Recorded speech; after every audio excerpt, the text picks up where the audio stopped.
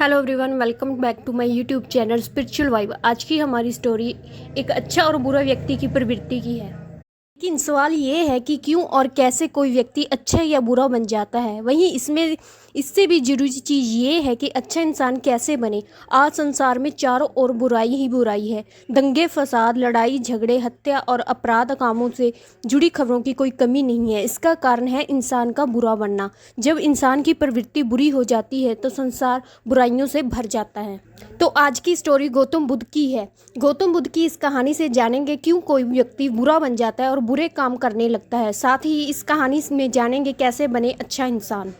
एक गांव में एक शातिर चोर रहता था। पूरा गांव उस चोर के बारे में जानता था, लेकिन इसके बावजूद भी कोई उसे पकड़ नहीं पाया। उस शातिर चोर ने अपना संपूर्ण जीवन चोरी करने में लगा दिया। इतना ही नहीं, आसपास के गांव और नगर में भी उसकी बराबरी का कोई चोर नहीं था। चोर का एक बेटा था जिसे वह अपनी तरह ही शातिर चोर बनाना चाहता था। इसीलिए वह अपने बेटे से हमेशा ही कहता था कि कभी किसी साधु या सन्यासी के उपदेश को मत सुनना। यदि कोई कुछ कहे भी तो अपने कान बंद कर वहाँ से भाग जाना। बचपन से ही उसका बेटा अपने पिता की इन्हीं बातों को सुनता आ रहा था। इस कारण उसकी बातें उसके दिमाग में बैठ गई थी, जिस कारण एक दिन उसे बड़ा लालच आया। वह राजा के महल में चोरी करने के उद्देश्य से जाने लगा। तभी रास्ते में लोगों की भीड़ नजर आई। चोर ने देखा कि लोग एक सन्यासी के चरणों में गिरकर उनका आशीर्वाद ले रहे हैं। वो सन्यासी गौतम बुद्ध थे। चोर साधु सन्यासी से दूर रहता था क्योंकि उसे अपने पिता की ये सीख मिली थी, लेकिन भगवान बुद्ध को देखकर वह उनकी ओर आकर्षित हो गया। इसका कारण ये है कि पहली बार उसे किसी तेजस्वी व्यक्ति के दर्शन हुए थे। अचानक उसे पिता की बात याद आ गई कि साधु सन्यासियों से दूर रहना चाहिए। चोर असंयम में रहता है कि वह सन्यासी के पास जाए या चोरी करने के लिए आगे बढ़ जाए। एकाएक उसके मन में ये प्रश्न आता है कि आखिर पिताजी क्यों साधु संतों से दूर रहने को कहते हैं। उसका उत्तर जानने के लिए चोर भी लोगों के बीच बैठ जाता है और भगवान बुद्ध के उपदेश सुनने लगता है।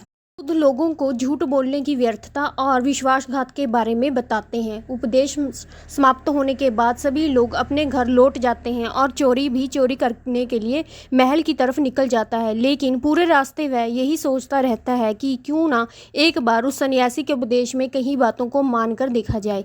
इस तरह से वह चोरी करने के लिए महल की दीवार से कूदने की बजाय महल के द्वार से अंदर जाता है। उसे देख महल के द्वारपाल उसे रोकते हैं और भीतर जाने का कारण पूछते हैं। चोर कहता है कि मैं चोर हूँ और महल में चोरी करने जा रहा हूँ। द्वारपाल वाले उसकी बातें सुनकर हंसने लगते हैं और कहते हैं जरूर ये महल का कोई सेवक या नौकर होगा और हमसे मजाक कर रहा है। ये सोचकर वह उसे महल के अंदर जाने देते हैं। जाने के बाद चोर खजाना रखे तिजोरी के पास पहुंच जाता है और तिजोरी को तोड़कर धन और आभूषण की पोटली में भरकर भागने लगता है। तभी उसकी नज़र महल के रसोई पर पड़ती है। रात होने के कारण सभी सो रहे होते हैं। रसोई में कोई नहीं रहता।